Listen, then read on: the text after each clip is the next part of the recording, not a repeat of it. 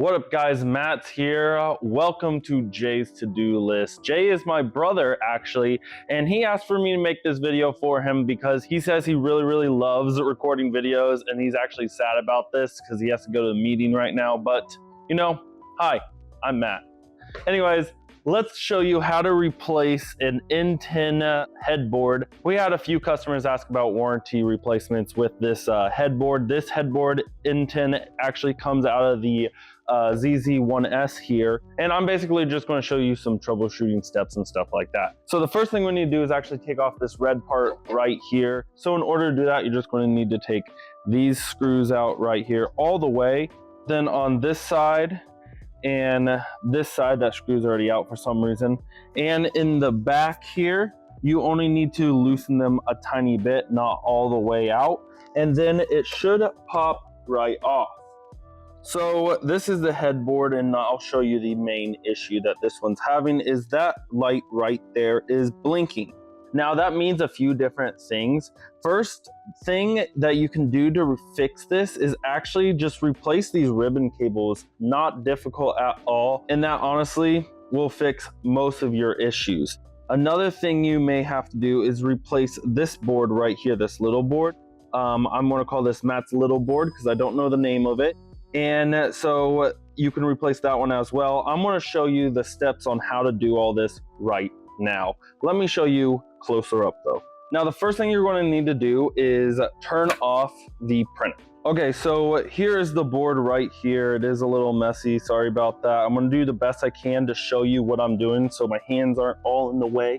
So anyways, memorize where everything is plugged in. I suggest taking a photo of it, but let me point out the main things. So the main things would be your ribbon strips right here, and it says left and right down here, and the left one matches with the left side of your print head, and the right one matches the right side of your print head. And then over here, this green cable, you're going to need to unplug this Ethernet cable.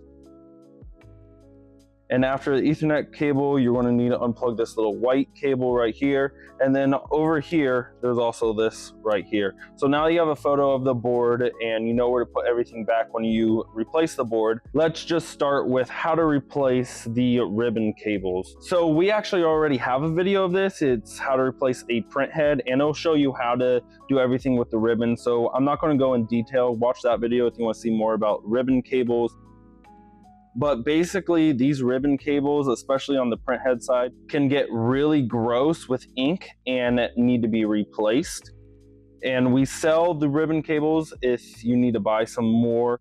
And the next thing we're going to do, so step 2 to solving the red blinking light issue, is you may need to replace this. What is this? A daughter board? Matt's little board, that's right.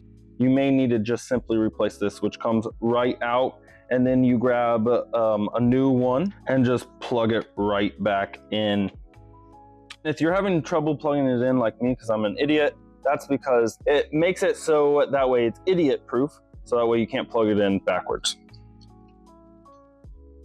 And then now you just put the ribbon cables back in. In order to put the ribbon cables back in, note the left side of the print head and the right side.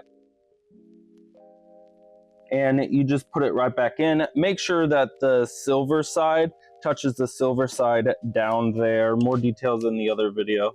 And then now it's time to plug in the left ribbon cable for the print head and just plug it right back in. Now in this case, I already did this off camera and I know that red light's still gonna keep blinking. So that means we now need to replace the entire board.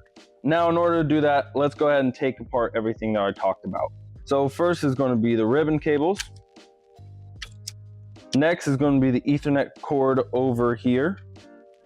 Then it's going to be the white cord up here. And then this green part over here. So now that we have everything unplugged, we can take out all of the screws, the 4 screws in the 4 corners. I can actually take this out. And this is the dead board. Ship this back to us if we asked for it. If you only needed this part and this part fixed it, then ship the broken Matt's little board and the headboard, ship that back to us. Whatever we say for the warranty. And now let's put in the brand new one. You're going to want to orient it the same direction as it was, so the Ethernet cable facing this way. Now, I find it easier to go ahead and put in the 4 screws before you plug everything else in. All right, so now just plug everything back in. It doesn't matter what order because your machine is off. I find it easier to do the ribbon cables first, specifically the right side first, because the right side is the bottom one. After that, I'm going to plug in the Ethernet cable. Then the white part was in the far left here for our machine. And then this green part plugs back in. Now, before we put the red case back on top of it, we're going to turn it on and make sure it works. So it's no longer blinking red, so we replaced everything correctly. So now we can go ahead and button this up, and then we're going to run a nozzle check real quick, and then you're ready to print. Well guys, I got a nozzle check. It looks pretty good. By the way guys, remember you do need a laptop or a computer in order to do a nozzle check.